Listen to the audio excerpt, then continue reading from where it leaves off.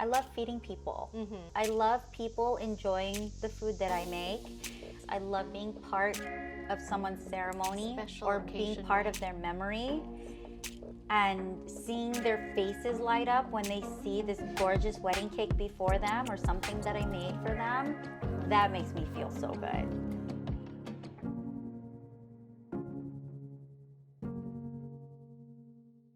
Chef Sally Camacho-Mueller. Yes. Hello and welcome to Sojanelle. I know you're very busy. Oh, of course. Lovely. It's my pleasure. This is super fun. I've been wanting to meet you. I know you've had a stellar career so far and you're not done yet because there's still so much to accomplish. Participating in different international food, pastry making competitions. Tell us about that. That's probably my most favorite things for this industry of what I've done. I love it. I love competing. I love being your best and putting your best forward, and this is when it counts. It almost feels like I compare it to like if you're in a boxing ring. You know, you train and you train and you train for this one moment, and you do everything to do your best in that moment. And I think I love pushing myself to those limits in pastry and doing what I do. It's great to meet also more like-minded people such as myself and just continue to push yourself to always be better. And I think that's really why I love competition. And competition seems to love you too. You've excelled in some, you've won some competitions. Can you tell us about them? My first competition actually was in 2002. I was one of three of the very first all-female team to ever compete in a pastry world or national competition. So that was super, super important to me and my teammates. That just shone a light. People say I got the bug for competition once I did that, because after I did that competition, I wanted to do more. And then I did another competition in 2011 where I was selected by Valrhona chocolate to attend l'Hermitage in Paris. Whoever wins takes the title for US and goes to Worlds. And so it's a plated dessert competition. I ended up winning that competition, so that was super, super highlight of my career. So you won the title for the US. I won the title for US. You went on to World. I went on to World. The following year, I represented US in the World competition for Valrhona in Madrid, placed third, but which was great because first and second were also Asian females. Oh. So my career started with the Four Seasons Company, so that's really where I gained a lot of my pastry knowledge, huge foundation for pastry, because I'm actually originally trained in savory. Oh.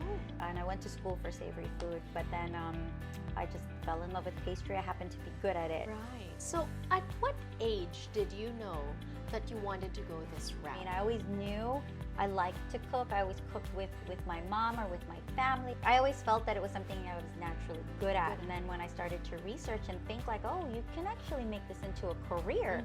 And I was like, oh, there's chefs out there. So then I would write notes and I had notebooks of like the recipes and then I would try them. You were that serious? Like you really enjoyed it? Yeah, by 12 I knew that I wanted to be a chef. Yeah, I thought I wanted to be a chef like on the restaurant and doing all that stuff. No, I wasn't even thinking pastry. Right. I was just thinking all around like food chef. So yeah. And when did you develop this love for sweets? Apparently, no one wants to work pastry, or it's hard to find someone who wants to work in pastry. So I was like, okay, I'll take on this pastry position. What ended up happening is I just fell more into pastry and I just started learning so much more pastry stuff that I wanted to just follow that route, and I felt it was I was too far into pastry to turn back. What's it like to be a female and an Asian working in this industry, and has it changed from then to now? There's been always something, probably almost everywhere I've worked, as people don't see you the same, maybe because I'm small, right? I look young. When I was in a leadership position, a lot of times I would have to demand like my presence. Right. People would turn around and say, oh, she's acting like a bee or something like that. And it's like, okay, so then all of a sudden, because I'm in a leadership position, I'm asking you and I'm directing you to do something, which is my job. Right. I'm being labeled as this. Right, yes. And so that has definitely happened, right. Yes. And I've also been in positions where if I've given direction to an older male person and they don't want to hear me or they ignore me. That's happened even recently when I was a partner at a restaurant a few years back ago. Definitely, probably everywhere in my career I've witnessed and experienced something like that. My parents were always like, they bred me that this world is not easy. You're a minority, you're a female. People are gonna look at you different, and you're gonna prove them wrong. Oh, I love that. That's who you are. And that makes me stand up strong every day.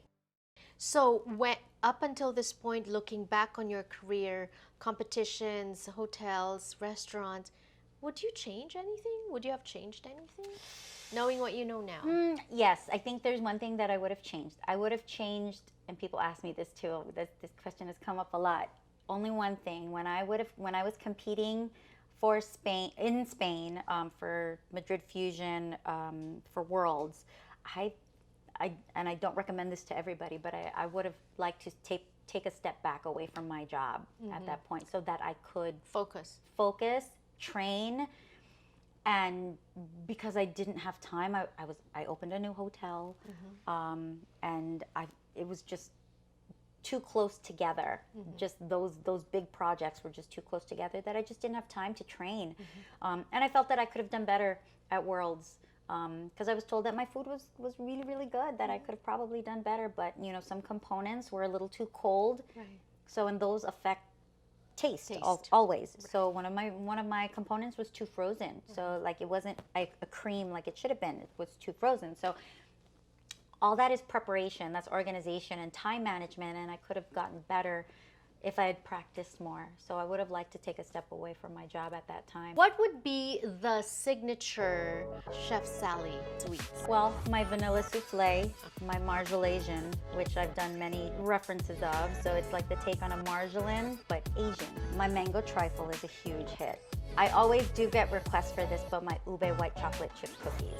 Yes. Yeah. Because the fifth one is... I would say the ube roulade, yeah. Because it's different, yeah. Because that's what Yes. And because Mother's Day is right around the corner, happy Mother's Day. Thank you so much. I love it. How has motherhood changed you? Oh, immensely. There's things you look at that you never looked at before. It's the most difficult thing in the world, right? The most difficult role, and yet it's the most rewarding. It's the most so true, right? It is. All the mothers out there, whether you are single mom, co-parenting, you're with your husband, you're with your baby daddy, whatever kind of mom you are, foster mom, adoptive mom, we salute you.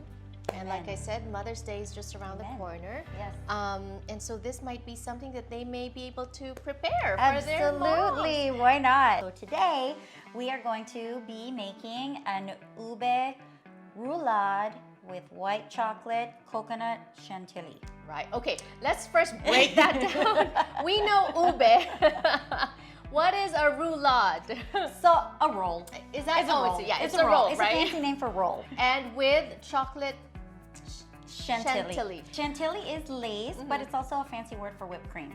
Oh, okay. So that's it. This is our coconut milk. So this is organic, unsweetened canned coconut milk. We're gonna heat that up so that we can melt our white chocolate in there. With it. With it, yes. Okay. There's fat in here and there's fat in here. So when this chills, we're gonna whip it and it whips up just like whipped cream. Oh, okay. Yeah, so that's that's gonna kind of be like our filling / frosting. And we put this in there and then we'll just stir that until it melts. Oh. Yeah. Okay. And it really just takes time. You just have to be patient and See, just you know, stir. I was gonna say that's another thing that motherhood has taught me is patience. Yeah. Right? But it's so true. I imagine that you've been patient all this time because you're you're a chef. It's once all of that chocolate is melted, we're actually going to add a coconut puree. Not coconut milk. Not coconut milk. So there's some fruit in here. All right, yeah. So that's it's gonna give it more flavor. Okay. One last thing, just to ensure smoothness. Okay. We're going to hand blend this really quick. It's so smooth now. Super smooth, yeah. All right. Beautiful. And then we're gonna put it in the fridge. Okay. We're gonna chill it. There you go.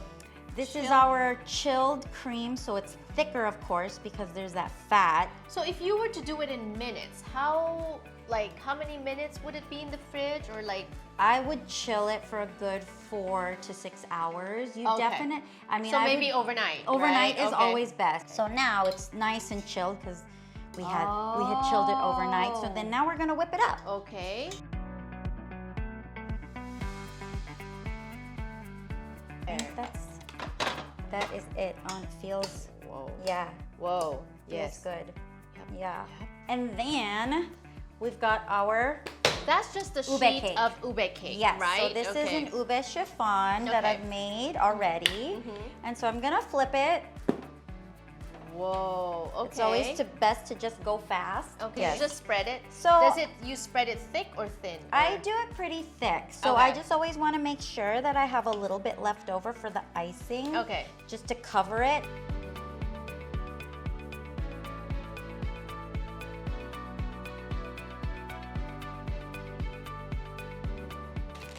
And hopefully this is gonna go. It's like rolling up like a big old sushi roll. Okay. So you'll get breakage, but that's okay. Yeah. So I'm using the parchment paper to help me. Okay. And then so just keep rolling. I use my little acrylic marker and I just pull it. I kind of like pull it taut. So then you got your little roulade. Wow. Okay. And then I wrap them up in plastic and then I let it chill. We're just gonna unwrap our little roulade. Oh, So there it's been it is. nice and chilled. Okay. So because it's chilled, I can handle it like this actually. Right. So, and then now we move it here. Yes. Okay. And then so that's our, It's cool. that is our roulade. Yes. This, we'll just kind of like spackle it. It definitely looks like whipped cream and How do you not want to put your finger in oh my and gosh. taste It's it? so good. It's so inviting. It's so That's what I good. like. To just make it like smooth. So I just kind of Ooh. just do that. Okay.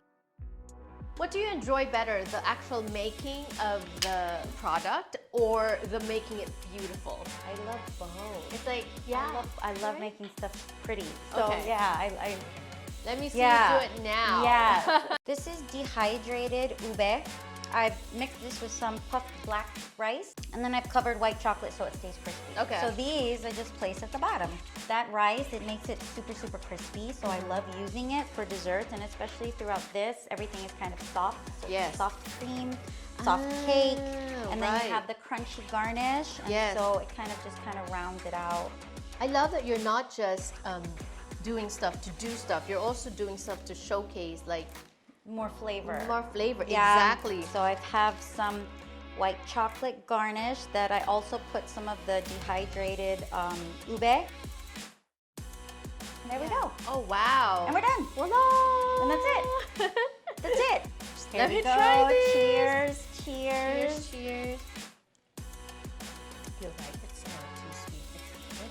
Thank you. Thank you. Okay, so where can people get a hold of you, Oh, gosh. follow you? Well, yes. I mean, yeah, they can follow me, and I'm working on something where hopefully I can actually feed more people. Still working more about that. Yeah, I'm excited. I'm working. Yeah, I've got a few opportunities on the horizon that, yeah, hopefully I can create more of these things for the general public. Currently, right now, I do private catering, so I have made these for people. But yeah, to be able to make it for more Right. will come up soon. Yes. Yes. I'm hoping. Yes, And packaging like, everything. Oh my gosh, Yes. you should invite us to that Absolutely. one. When Of it's- When course. you're ready, you have to share that Of course. with us. Definitely be passionate. And I'll say one thing that my dad even always told me: think about something that you can do and you won't make money. Would you do that even if you weren't making money? Right. Yeah. Right. And I think, yeah, I mean, I'm doing what I'm doing.